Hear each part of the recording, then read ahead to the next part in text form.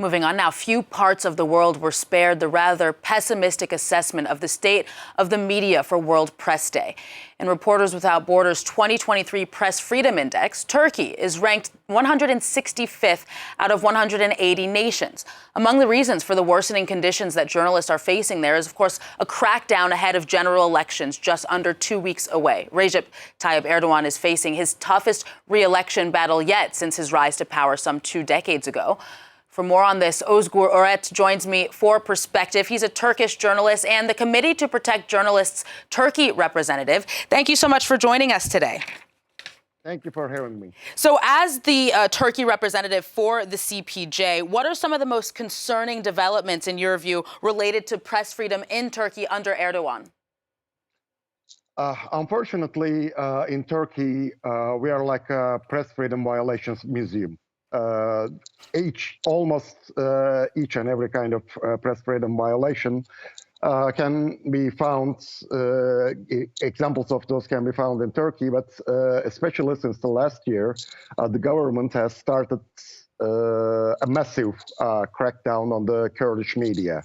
It runs as different operations, but throughout several investigations based in Diyarbakir in southeastern Turkey and the capital Ankara, over 2,000 journalists were put under arrest. And just last night, 2 journalists, Sedat Yılmaz and Dicle Müftüoğlu, were put in prison on Press Freedom Day. And what connects these cases are the evidence the government is offering against these journalists, but for charging them as terrorists is always flimsy and always is about journalistic activities, not terrorism, not in violence in any way. You, of course, are a journalist yourself. How much of the changes under Erdogan how much have they affected your work personally as a reporter? Well, I must say that I've been working with the Committee to Protect Journalists for 11 years now, and each year became worse than the other. Each year we looked back to our previous troubles and thought, oh, we were doing good back by then. Unfortunately, the AKP government is now facing an election that they can actually lose, and therefore they are increasing the intensity of the crackdown against the free press, of which there are not a lot of outlets left. If you go back 10 years ago, Turkey had a very colorful media. Today, it's a massive, is a mountain of pro-government media with a few brave critical outlets left. That brings me to a next question then. How much of Turkey's either national or private media is controlled either by the government or by private actors that are close to President Erdogan? It is hard to give a percentage about like 70%, 80%. I don't want to go in that, but what we used to know as the mainstream media is dominated by pro-government journalists by now. And the state media, which is the far-reaching media in Turkey, is totally a government propaganda tool. The devastating earthquake this year, sir, also led to claims of mass government censorship and coverage of the aftermath. What did that look like, and why was the government so concerned about reporting on that quake in particular?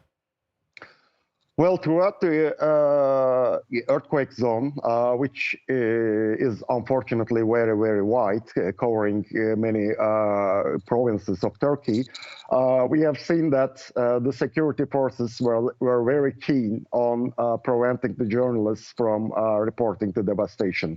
Sometimes it was threats, sometimes it was the detentions, and 2 local journalists were even arrested for over 2 weeks due to the new legislation for the spreading disinformation law.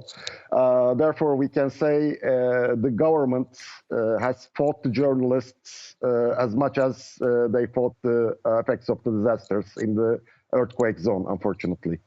Ozgur Ogret, as I was saying earlier, Reporters Without Borders ranked Turkey 165 out of 180 nations in its report published today. I think one of the surprising things to see in the report is what they describe as the misuse of the judicial system. How does that contribute specifically to waning freedom of press in Turkey?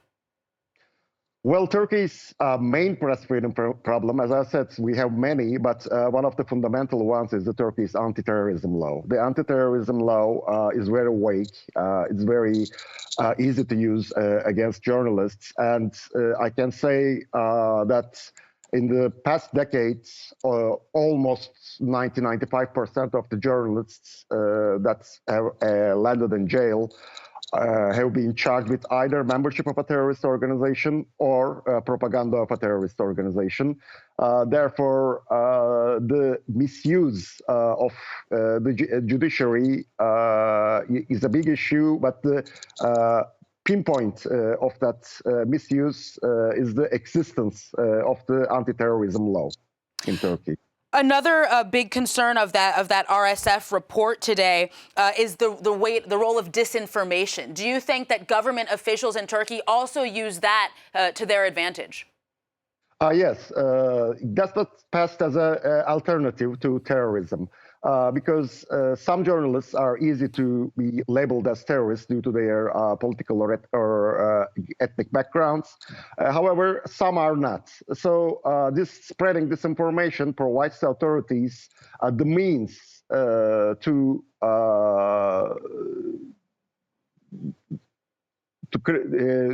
portray more journalists as criminals than before. Maybe as a final quick question for you, sir, has the topic of freedom of freedom of speech of the media been a part of the election campaign? We can't say that it's not mentioned, but if Turkey is going to have a government change, I can't say we have heard a sufficient amount of assurances that press freedom will be protected with the possible new administration. No. Ozgur Ogret, thank you so much for your time, for coming on the show today. That's unfortunately all we have time for. Thank you for having me. Good day.